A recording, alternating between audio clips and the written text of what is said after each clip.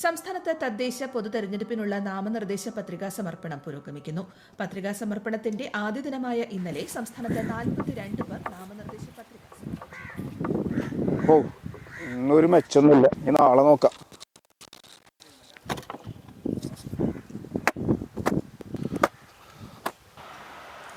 എന്താണ് പണിയൊന്നില്ലേ? തുന്നിരിക്കണല്ലോ.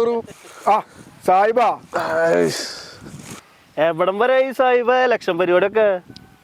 Election work എങ്ങനെ ആയിക്കൊണ്ടിരിക്കണ്? നിങ്ങളൊക്കെ രക്ഷപ്പെട്ട കൂട്ടത്തിലല്ലേ സാഹിബ്? ആ രക്ഷപ്പെടാന് പിണറായി ചുറ്റിപ്പറ്റിയുള്ള കുറച്ച് ആൾക്കാർ രക്ഷപ്പെട്ടു, അല്ലാണ്ടെന്ത്? അതെന്ത് വർത്താണ് സാഹിബ് പറഞ്ഞത്? 4 ലക്ഷത്തോളം വീട് സർക്കാർ കൊടുത്ത്.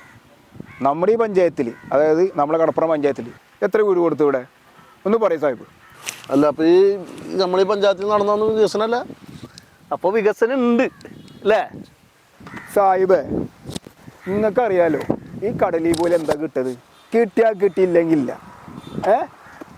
എല്ലാ ദിവസവും 150 രൂപ ചിൻ്റെ മോനിക്ക് ഞാൻ കൊടുക്കണം. എന്തിനെന്നറിയോ? ടർഫി കളിക്കാൻ വേണ്ടിയിട്ട്. ഇവിടെ ഒരു കളിസ്ഥലുണ്ടാ 60 കൊല്ലമായിട്ട്. സാഹിബ് ഒന്ന് പറയും. ആ പറഞ്ഞ സത്യം സാഹിബേ. നിങ്ങൾ തൃശ്ശൂരൊന്ന് പോയി നോക്ക്.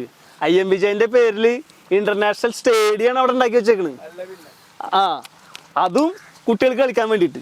അടുത്തേ കടൽക്ഷോഭം വരട്ടെ, അപ്പൊ കാണാം ഞങ്ങളെ പവർ എന്താന്നുള്ളത്. അപ്പൊ നിങ്ങൾ കടൽക്ഷോഭം വരാൻ വേണ്ടി കാത്തിരിക്കുക? അങ്ങനല്ലേ പറഞ്ഞത്. ഒരു കാര്യം പറയട്ടെ എൻ്റെ സാഹിബേ, നമ്മളെ ലൈറ്റ് ഹൗസിന്റെ അവിടുത്തെ ഐമാസിന്റെ പണിയൊക്കെ തീരുമാനമായ?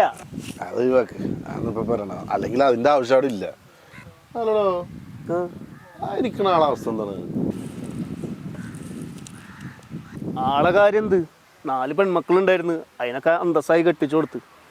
ഇപ്പൊ ആളൊറ്റയ്ക്ക് ജീവിക്കുക. ശരി, ആൾക്ക് വല്ല അസുഖം പോലെ ഉണ്ടോ? പ്രായത്തിൻ്റെതായിട്ടുള്ള ചെറിയ ചെറിയ ബുദ്ധിമുട്ടുകളുണ്ട്, എന്നാലും കുഴപ്പമൊന്നുമില്ല.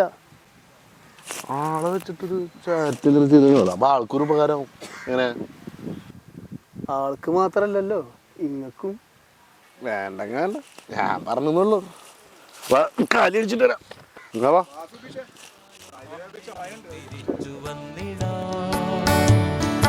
എങ്കിലും തുഴഞ്ഞു പോയിടാ, നമുക്കു കൂടെ അൻപു നെയ്ത തോണിയുണ്ടടി.